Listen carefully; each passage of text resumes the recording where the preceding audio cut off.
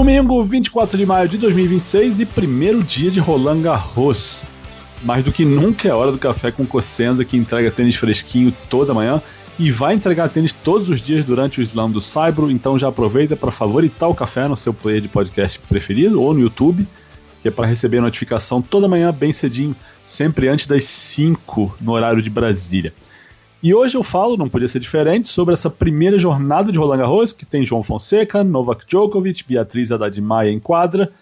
Lembrando que nos episódios de ontem e anteontem eu já dissequei as chaves masculina e feminina do torneio, então quem quiser é só voltar e ouvir, porque tem muita análise e muita informação nesses dois episódios. Bom, para manter o hábito, vamos começar falando de João Fonseca, que vai estrear contra um qualifier francês, o Luka Pavlovic, 26 anos, número 240 do mundo. Tem na carreira um jogo em um ATP, que foi em Roterdã esse ano, perdeu do Van der Zandschulp. Também jogou qualis de Slam, aqui e ali foram 4 qualis antes desse Roland Garros, e ele só tinha vencido 2 jogos em Wimbledon no ano passado. Antes desse quali de Roland Garros, o último jogo dele tinha sido no Challenger de Zagreb, uma derrota para o João Lucas Reis, o brasileiro, na primeira rodada. E ele vinha de 4 derrotas seguidas, tá? Essa derrota contra o João Reis foi a 4ª delas. Mas o Pavlovic entrou no quali, ganhou do Vendelkin, do Barrios Vera e do Darwin Blanch. E tá aí meio que do nada nessa chave principal de Roland Garros pela primeira vez na carreira. Acho que não tinha opções muito mais simpáticas pro João Fonseca, não, viu? Pavlovic, que eu fui dar uma pesquisada nos últimos dias porque não me lembro de ter visto um jogo inteiro dele antes. E acho que não vi mesmo. Mas ele nunca enfrentou um top 50 na vida. Tem 3 vitórias sobre o top 100, mas nenhum jogo sequer contra um top 50, não é nem vitória, nenhuma partida disputada. Mas fui ver alguma coisa do jogo dele, vi um bom primeiro saque, com boa velocidade, boa potência, mas não tem estado numa porcentagem tão alta assim, ficou na casa dos 50% nos primeiros, nesses últimos jogos dele em Roland Garros. Vi umas curtinhas interessantes, mas não vi nada de genial ali, viu? Um jogo que em condições normais é para o João ganhar sem grandes problemas. A gente tem que ver, claro, como é que vai estar o João. O ponto de interrogação, como eu já falei nos últimos dias, é o ritmo de jogo. São 2 partidas disputadas em 5 semanas, nenhuma vitória no período, e um incômodo no punho, que se não é uma lesão é pelo menos um incômodo, que imagino que tenha freado um pouco o ritmo de treinos, pelo menos no começo dessa semana. Uma coisa que eu acho interessante comentar aqui sobre o João do Saibro, assim, entre aspas, que foi um tenista um pouco menos agressivo esse ano, e houve um certo barulho em redes sociais e pessoas do meio falando sobre isso, gente sentindo falta do João Raiz, o João que saía distribuindo pancada na bola com mais frequência. Claramente ele está buscando um equilíbrio no tênis dele, trocar mais bola, dar menos ponto de graça, escolher melhor a hora de dar esses tiros, as pancadas, essas bolas de definição que matam os pontos, ou pelo menos desequilibram rallies. Nesse último jogo em Roma, onde ele disse também que não estava sentindo bem a bola, passou a impressão de ser um João mais passivo do que um João paciente. Eu até comentei no dia que achei que ele estava devolvendo do fundão da quadra e não estava conseguindo ir para frente durante os pontos, não estava conseguindo se aproximar da linha de base, e o jogo ficou muito na raquete do Medjedovic, principalmente quando ele sacava, né? E quando tinha o serviço, o João conseguia ser um pouco mais agressivo e jogar mais perto da linha. Mas o João falou um pouco sobre isso na coletiva que ele deu lá em Paris. Tem um áudio aqui, vou colocar um trecho dessa coletiva, o trecho em que ele fala sobre isso, e em seguida eu comento. Vamos ouvir. Acho que a solidez está muito melhor. Uma coisa que eu melhorei muito foi isso, ficar mais sólido nos pontos, conseguir entender os momentos em que eu posso jogar o jogo que eu gosto, que é enfiando a mão e jogando agressivo, mas o Saibro ele te dá um pouco, você tem que ser um pouco mais paciente, né? Você tem que conseguir ter paciência em incomodar os pontos, sendo agressivo, mas com margem, não tem que nem quadra rápida em que uma bola você consegue. Óbvio, você consegue, mas não tanto quanto a quadra rápida. E eu acho que o que eu melhorei bastante foi essa paciência de conseguir entender, de conseguir enfrentar o ponto pensando no momento em que eu estou dentro da partida, pensar também como o adversário está se sentindo naquele momento. se ele está sentindo mais pressão, se eu devo fazer ele pensar, jogar mais bolas dentro. Então, eu acho que isso eu estou conseguindo mais entender a dinâmica do jogo. Eu acho que o 5-7 também, você pode começar mal e te dar mais margem também para voltar. Você pode estar 2-7-0 e ir pensando no presente, ponto a ponto, e as coisas vão indo acontecendo. Então, eu acho que essa é a maior diferença do João do ano passado para cá. Era uma pergunta sobre como ele viu a evolução do jogo dele do ano passado para esse ano. E a resposta do João passa por esse assunto, citando que o Saibro exige mais paciência, que precisa de margem de segurança, e ele considera que melhorou nisso, em ter mais paciência, em jogar pensando em cada momento da partida, entendendo como ele tá, como é que o adversário tá. E isso, para mim, se manifesta em quadra nesse João que é menos atirador, menos espancador de bola, mais paciente. Mas sim, também um João menos agressivo em comparação com o João do ano passado. Não acho que isso seja ruim, não. Acho, sim, que nem sempre ele achou esse ponto de equilíbrio entre ser agressivo sem ser kamikaze, sem correr riscos exagerados ou desnecessários até. E quando ele perde jogos sem ser agressivo, esse tipo de comentário aparece. Mas é um balanço que não é tão simples assim, porque se a gente pensar aqui, ele jogou da mesma maneira contra o Hinderknecht 2 vezes no Saibro, o francês, que é um cara super agressivo, foi o cara mais agressivo em quadra nas 2 partidas e o João ganhou esses 2 jogos. São 2 jogos recentes. A impressão que me passa pela fala dele é que é uma postura que ele vem pensando mais pro Saibro do que pra quadra dura. De repente ele vai sair de Roland Garros e vai chegar na grama sendo muito mais agressivo, atacando muito mais. Vamos ver. Mas sobre o jogo desse domingo, acho que até pelo adversário a gente vai ver um Fonseca agressivo o bastante. Espero. Vai ser o 4º jogo da quadra Simone Mathieu. A programação começa às 6 de Brasília. Tem um jogo masculino antes, 2 femininos, então talvez comece já na parte da tarde, depois de meio-dia, horário de Brasília, tá? Mas e a Bia? Bom, Beatriz Haddad Maia faz o 2º jogo da quadra 14, lá por volta das 7h30, 8 horas da manhã, contra a britânica Fran Jones. Tem 25 anos, número 105 do mundo. E a Bia, que vem caindo no ranking, hoje é número 78, inclusive vai sair do top 100 no ranking que vai ser atualizado amanhã, segunda-feira, vai ficar até atrás da Fran Jones. Mas a Bia tenta agora, em maio, no fim de maio, a primeira vitória dela numa chave principal de nível WTA em 2026. É ruim assim a temporada que ela vem fazendo. Fim de maio ela não tem uma vitória desse nível. Ganhou 3 jogos em torneios 125, que não contam estatisticamente como nível WTA. Ganhou um jogo no quali de Doha, contra uma menina que não tinha nem nível para estar ali. O jogo foi 6-0 e 6-0. E só. Chave principal, nível WTA, 0 vitórias. E chega a Roland Garros vindo de 4 derrotas seguidas em que ela não ganhou nenhum set. E só um desses jogos foi contra uma top 100. Evidentemente que isso preocupa. A Fran Jones não tem nada de espetacular no tênis dela. Mas também não dá para dizer que a Bia é favorita, né? Nas casas de aposta, a Jones é mais cotada. Mas eu vejo que é um jogo em que a Bia tem possibilidades. Ou deveria ter em condições normais, né? Ontem o Pedro Melo, jornalista que é apoiador do saque e voleio, me perguntou se eu achava que Roland Garros podia ser uma virada de chave para a Bia. Eu espero que sim. Mas nada do que eu vi nos jogos anteriores me sugere isso. Repito, espero estar errado. O meu ponto aqui é que não vi nessas partidas da Bia algo do tipo, olha, a Bia tá perdendo, mas tá fazendo isso bem, tá fazendo aquilo bem, falta pouco para as coisas clicarem e ela voltar a vencer. Eu não enxerguei isso. É diferente de eu falar, por exemplo, da Iga, que perdeu da Svitolina em Roma, mas eu vi a Iga fazendo coisas ali melhor do que como ela vinha fazendo antes. No Saibro, principalmente. Então eu consigo olhar para a Iga e com um certo otimismo e falar, nossa, se uma coisa clicar aqui e outra ali, ela vai longe em Roland Garros e vai brigar pelo título. Não estou falando que a Bia vai brigar pelo título, não é isso. Estou falando proporcionalmente.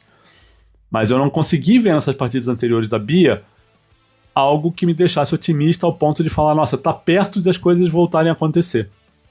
Esse é meu ponto. Mas resta torcer para a Bia.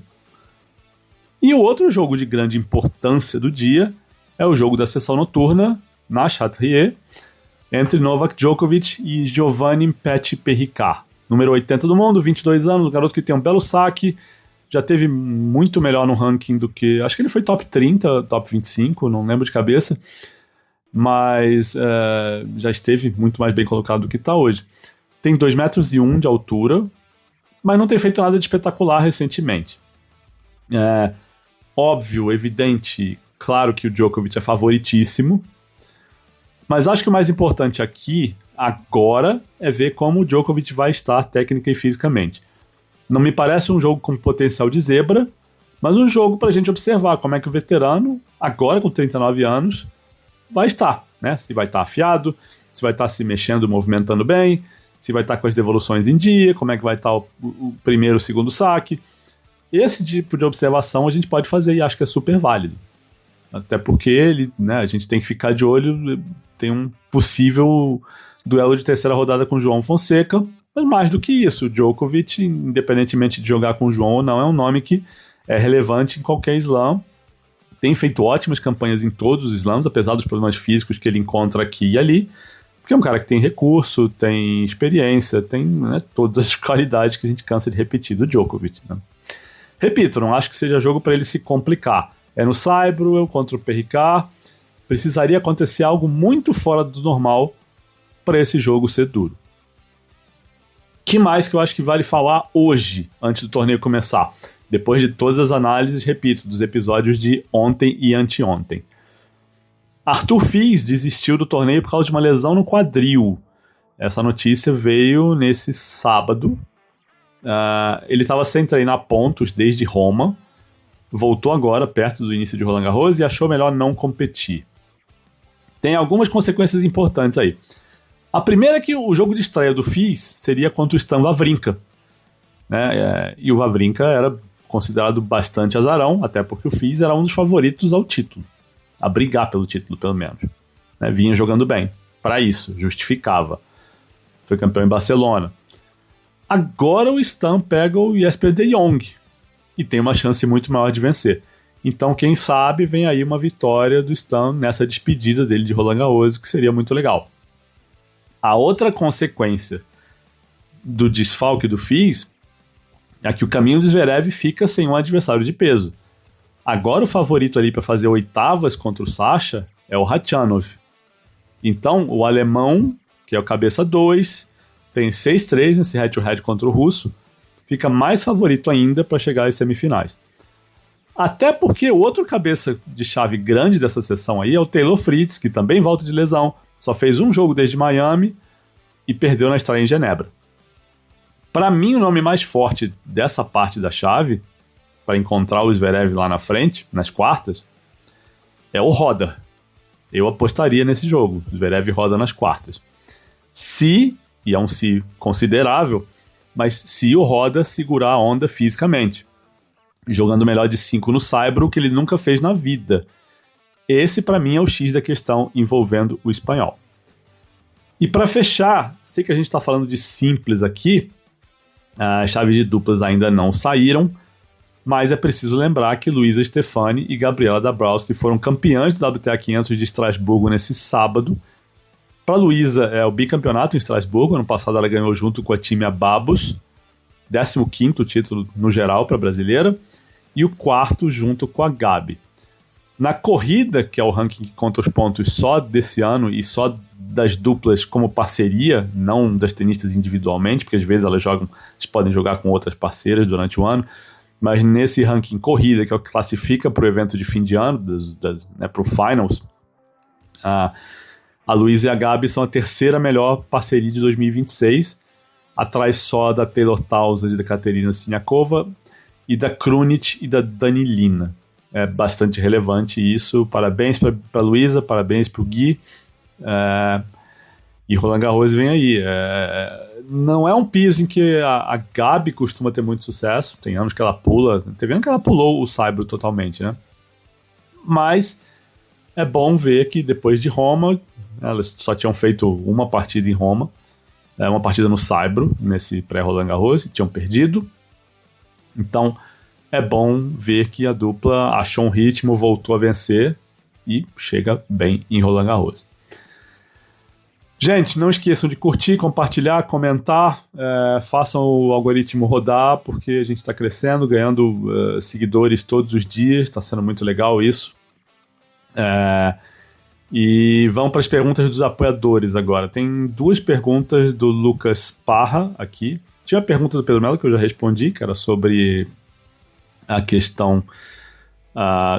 qual foi? Qual era a questão? Da Bia, né? E o Lucas Parra bota 2 coisas na mesa aqui. A primeira é sobre... Perdão, gente. Mas a primeira é sobre a questão do prize money que está rolando, né? Dos jogadores insatisfeitos com os 15% que Roland Garros está repassando para prize money, né? 15% da receita total do torneio. E ele pergunta se é realmente um número muito baixo. Se existe uma porcentagem ok e de que forma poderíamos chegar no número perfeito de porcentagem para repassar os atletas. O número que os tenistas querem é 22%, que é o mesmo que a ATP e WTA repassam, né? Os torneios de ATP e WTA repassam. Então não me parece um número absurdo, né? Se a gente falar... Aqui é uma comparação meio injusta, mas se a gente falar de ligas de esportes americanos, da NBA e da NFL, essa porcentagem é muito mais alta. Só que são ligas, é uma estrutura... nem só salarial, mas estrutura de trabalho, estrutura de competição completamente diferente. Então não é uma comparação justa. Mas como é que se chega nesses 22%? É simples, só os torneios aumentarem. Não tem muito sabe para onde correr. O Lucas até coloca assim: não me lembro quem falou, mas vi na internet uma declaração do tipo: os atletas só têm o sucesso que têm porque existem os torneios que dão plataforma para eles jogarem. Concorda um pouco com isso? A questão dos atletas que valorizam torneios, os torneios que valorizam atletas, seria aquela velha história do ovo e da galinha? É mais ou menos por aí, sim. Cara, uma coisa alimenta a outra. Não tem como fugir. O que não quer dizer que os torneios não precisem ou não possam pagar os atletas de uma maneira, né, mais generosa. É uma discussão mais ampla, mas os 4 slams, eles ganham muito dinheiro mesmo, e esse dinheiro é usado para a maioria do dinheiro, né, é usado para instalações, para reformas, para melhorias e tal, mas muito para fomentar o tênis do país. Então é o tênis francês no caso de Roland Garros, o tênis americano no caso do US Open, o tênis australiano no caso do Australian Open, enfim. E isso acaba, né, gerando um desnível em comparação com outras federações. Foi uma das coisas que o presidente da Federação Italiana falou recentemente em Roma. Não vai mudar, né? Os slams vão continuar sendo os slams, vão continuar sendo 4. Não vejo esse cenário mudando num futuro próximo, nem distante, para dizer a verdade. Mas podem pagar mais. E aí eu acho que é super válido, não necessariamente só aumentar a premiação do torneio para quem joga ali, porque quem está jogando na primeira rodada já está ganhando um valor bem, bem bom. Mas quando os jogadores falam em aumentar, em contribuir com plano de pensão, em licença maternidade, em seguro, eu acho que isso é muito, muito, muito válido. Tá? E a outra questão que o Lucas Parra coloca na mesa é sobre... É bem aleatório. Ele fala do jogo do Isner contra o Mahut em Wimbledon, um jogo de 11 horas. E ele pergunta se seria o recorde mais impossível de ser batido na história dos esportes. Mesmo pensando nos 14 em Roland Garros de Nadal, 8 medalhas de ouro na mesma Olimpíada do Michael Phelps, 100 pontos em uma partida na NBA, etc. Sei, é difícil comparar esporte com esporte. A questão toda dessa é que esse recorde não tem como, é praticamente impossível de bater porque o regulamento mudou. Né? Hoje você chega ali no quinto set de Wimbledon e joga um tie-break. E aí? Como é que você vai chegar em 11 horas se você vai jogar 5 tie-breaks na pior das hipóteses? Sabe, a única chance disso acontecer é se a gente tiver um game interminável, daqueles vantagem iguais, vantagem iguais, vantagem iguais. Pô, mas você imagina isso acontecendo ao longo de 11 horas? Não vai acontecer. Não vai. Esse recorde de 11, ele já era, assim, uma coisa super fora da curva, super bizarra, porque, cara, a partida mais longa depois desse jogo, e foi depois, né? Foi aquele jogo do feijão que durou, se não me engano, 6 horas, 5 horas e tanto. Não, 6 horas e alguma coisa, né? E era um jogo de Copa Davis também. Também não, né? Mas era um jogo de Copa Davis também de 5 sets. Hoje a Copa Davis não tem mais 5 sets, então até isso vai ser difícil de quebrar. Então precisaria de um jogo com muita igualdade, pra cá, pra lá, pra cá, pra lá, pra chegar 11 horas. Mas, cara, 11 horas era muito fora da curva até pro regulamento que permitia esses jogos de 5 sets longos. Quando a gente chegava a 4, 5 horas já era um absurdo. 11? Esse jogo ele começou num dia e terminou 2 dias depois, né? Porque teve chuva, teve interrupção por falta de luz, cara, aconteceu de tudo ali. Breakpoints, match points salvos, mais de 200 aces, foi uma coisa completamente... cara, que não repete, né? Tanto que o Isner e o Maú jogaram depois, sei lá, um mês depois ou 2 semanas depois Não, jogaram... não lembro quando foi, mas eles jogaram depois em Newport. E o jogo foi 6-4, 6-4, ou 6-3, 6-3, sabe? 2 sets rapidinho, assim. Cara, o que aconteceu ali foi um negócio completamente fora do padrão. Um desses eventos, assim, que... Né, sem repetição. Não iria acontecer, acho que nem com a regra antiga. Agora, então, limitando, né, tie-break do quinto set, não vai ser quebrado. Né? É mais fácil quebrar os 14 do Nadal do que esse. Porque é possível, né? Pensando em probabilidades, é menos improvável, eu acho. E 100 pontos na NBA ainda defendendo tão mal na NBA recentemente que, olha, sei não, viu? Sei não. Bom, gente, hoje eu fico por aqui. Obrigado por quem ouviu até o fim. Amanhã voltamos com análise desse primeiro dia, tudo que aconteceu. Podemos falar também, acho que não vai ser amanhã, mas depois a gente fala sobre o título do Lerner Team no Saibro, o título do Ignacio Bussi foi em Hamburgo, né? Estou confundindo agora os nomes da cidade, mas os dois foram campeões. E o que mais vier para a rodada seguinte. Então o episódio de segunda-feira já vai ser um resumão do domingo, uma prévia da segunda, vai ter bastante coisa para falar.